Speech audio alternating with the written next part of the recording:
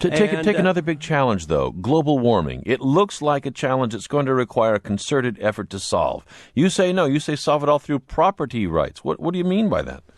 Well, the whole thing is if you look at it under property rights, no person ever has the authority to violate a neighbor's property, whether it's air or water. It is the countries that had the least respect for property rights, such in the Soviet system, they had the most pollution.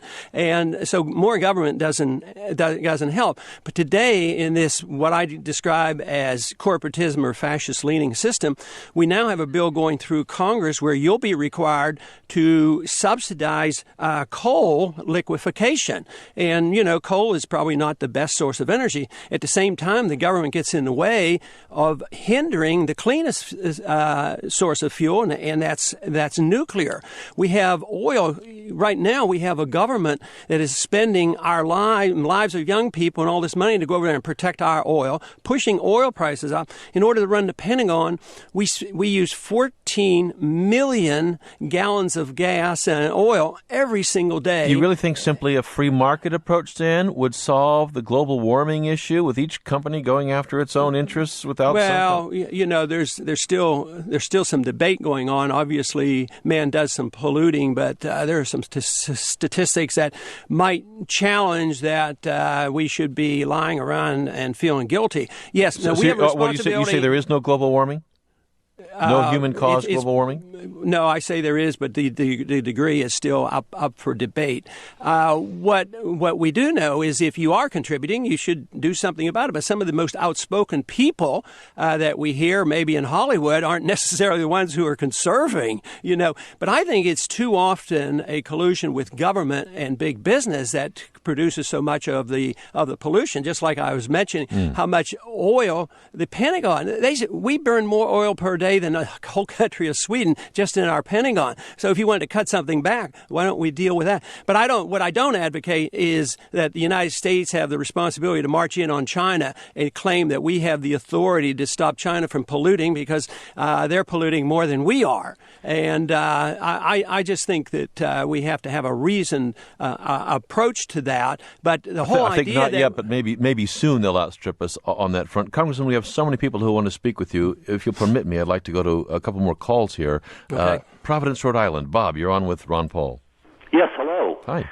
Dr. Paul, the foremost concern for me as an American, I've always been an independent, concerns the basic ideological shift from Cold War deterrence, containment, to, what the Project for the New American Century with Dick Cheney, Paul Wolfowitz, signatories to that, have shifted to what is now preemptive military action against anyone we want with the sole purpose of spreading democracy. My great concern is that with all these issues in place, the War Powers Act of '06, what's going to happen with Iran? I know that Dick Cheney's been sitting back. My great fear is that he's going to gain control of the